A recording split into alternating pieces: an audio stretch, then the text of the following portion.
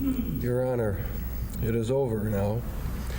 This has never been a case of trying to get free. I didn't ever want freedom. Frankly, I wanted death for myself. This was a case to tell the world that I did what I did not for reasons of hate. I hated no one. I knew I was sick or evil or both. Now I believe I was sick. Welcome, lovely viewers, to a chilling exploration into the dark and twisted mind of one of history's most notorious figures. In this video, we delve into the unsettling story of Jeffrey Dahmer, a name synonymous with unimaginable horror. Known as the Milwaukee Cannibal, or the Monster of Milwaukee, Dahmer's gruesome acts shocked the world and left an indelible mark on criminal history. Brace yourselves as we unravel the enigma behind the man who committed heinous acts that continue to haunt our collective consciousness. Join us on this journey as we examine the life, crimes, and the disturbing psychology of Jeffrey Dahmer.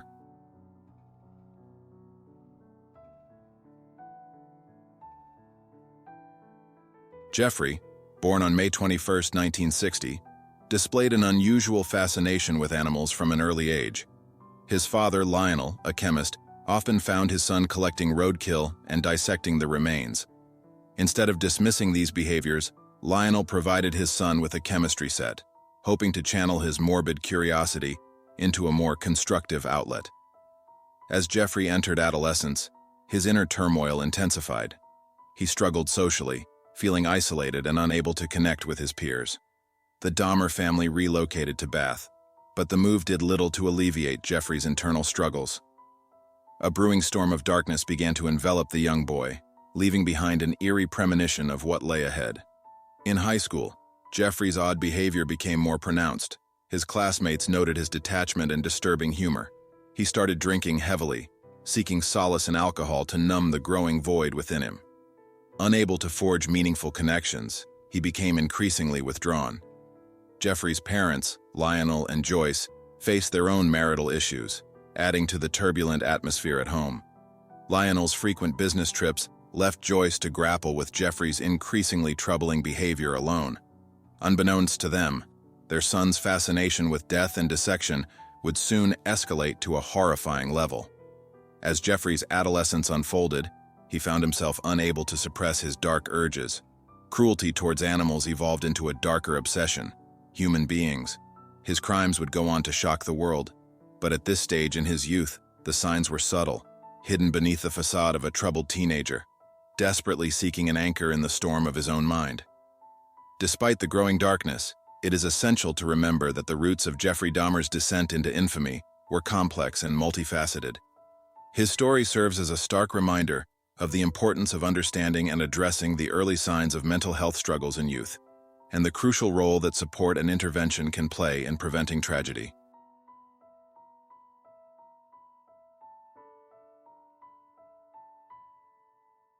In the quiet neighborhoods of Milwaukee during the 1980s and early 90s, a sinister figure cast a dark shadow over the community. Jeffrey Dahmer, a seemingly ordinary man, harbored a horrifying secret that would send shockwaves through the nation.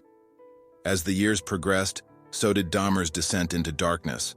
His adolescence marked by disturbing behavior, it was only a matter of time before his sinister inclinations manifested in unthinkable acts. By his late 20s, he had already claimed the lives of 17 young men. Dahmer's modus operandi was as chilling as it was methodical. He would lure vulnerable young men to his apartment with the promise of money, or simply the allure of a seemingly harmless encounter. What awaited them, however, was a nightmare beyond imagination. The dingy apartment at 924 North 25th Street became a chamber of horrors, where Dahmer carried out his gruesome acts. His victims, often drugged and subjected to unspeakable torture, became pawns in his nightmarish game of control and degradation. The scent of death lingered in the air, concealed by the veneer of normalcy that Dahmer maintained in his daily life. As authorities began to unravel the grim truth, the details that emerged were nothing short of macabre. Dahmer's apartment held evidence of dismemberment, necrophilia, and even attempts at creating grotesque keepsakes from the remains of his victims. The Milwaukee Monster, as he would later be dubbed, had turned his living space into a grotesque tableau of horror.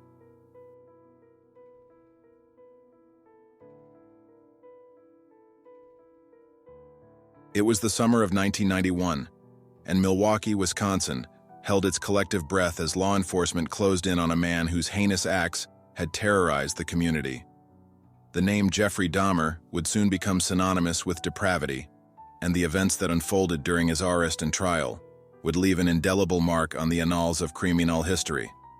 The catalyst for Dahmer's downfall occurred on July 22, 1991, when Tracy Edwards, a courageous intended victim, managed to escape the clutches of the Milwaukee Monster. Terrified and traumatized, Edwards led police to Dahmer's apartment at 924 North 25th Street. What they discovered inside would shock even the most seasoned investigators. As they entered Dahmer's lair, the stench of decay hung thick in the air.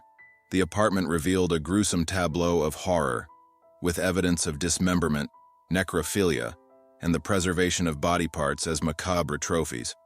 The magnitude of the crimes committed by Dahmer began to surface, sending shockwaves through the tight-knit community. Dahmer, however, did not resist arrest. Cool and collected, he admitted to his gruesome deeds, sparing no detail. The Milwaukee Monster was taken into custody, and the media descended upon the scene, hungry for the morbid details that would soon be revealed in the courtroom. The trial of Jeffrey Dahmer began in January 1992, and the nation watched in morbid fascination as the prosecution presented a chilling case against a man who had committed unspeakable acts. The courtroom became a crucible of horror, with survivors recounting their narrow escapes from the clutches of the Milwaukee Monster. The defense, in a desperate attempt to explain the inexplicable, argued that Dahmer's actions were a result of his struggles with mental illness. The prosecution, however, painted a picture of a calculating and remorseless predator who meticulously planned and executed his crimes. The jury, faced with the weight of the evidence, found Dahmer guilty on all counts. Sentenced to 16 life terms in prison, Jeffrey Dahmer's reign of terror came to an end. The courtroom, once a theater of horror, now echoed with the collective sigh of relief from a community grappling with the aftermath of unimaginable evil.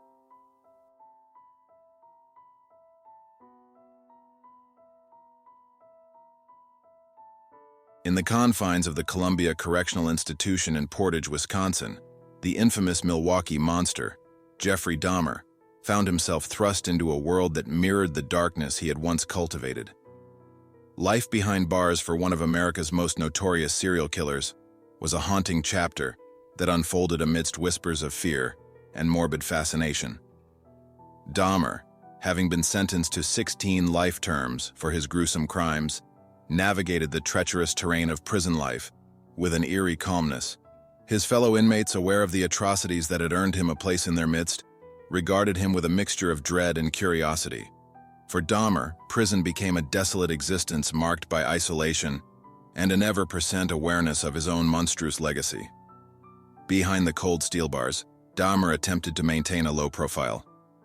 He focused on menial tasks and became involved in prison activities, all the while concealing the darkness that lurked within him. Yet whispers circulated through the prison corridors, tales of the Milwaukee Monster's notoriety and the shadow he cast over the penitentiary. Despite efforts to remain inconspicuous, Dahmer's life behind bars took a harrowing turn in November 1994. A fellow inmate, Christopher Scarver, armed with a makeshift weapon, confronted Dahmer and another inmate, Jesse Anderson, during a routine work detail. The ensuing violence left Dahmer and Anderson brutally beaten, their lives extinguished in a savage act of prison justice. The whispers that had surrounded Dahmer's life now shifted to recount the gruesome details of his demise. Scarver, later providing insight into his motivations, claimed he was on a mission from God to rid the world of evil. The Milwaukee Monster, once a predator in the shadows, had become the prey within the walls of incarceration. The tale of Jeffrey Dahmer's life behind bars serves as a chilling epilogue to a story marked by unimaginable horror. It prompts contemplation on the nature of justice and the thin veil that separates the roles of predator and prey. The echoes of Dahmer's deeds reverberate through the annals of criminal history, a grim reminder that even within the confines of prison, darkness can find its own brand of retribution. As we conclude our exploration into the life of Jeffrey Dahmer, the Milwaukee Monster, his chilling tale serves as a stark reminder of the intricate layers of the human psyche and the potential for darkness within the ordinary. reflecting on the heinous crimes, the arrest, trial, and the eerie shadows of his life behind bars. We confront uncomfortable truths about mental health, societal responsibility, and justice. Dahmer's legacy prompts vigilance in recognizing and addressing early signs of mental health struggles, fostering empathy, and intervening to prevent such horrors. Let us remember the victims, strive for compassion, and learn from this dark chapter to build a society where cruelty finds no place. This was True Crime Telling. Did you like the video? Make sure to leave a like and subscribe, and I'll see you next time.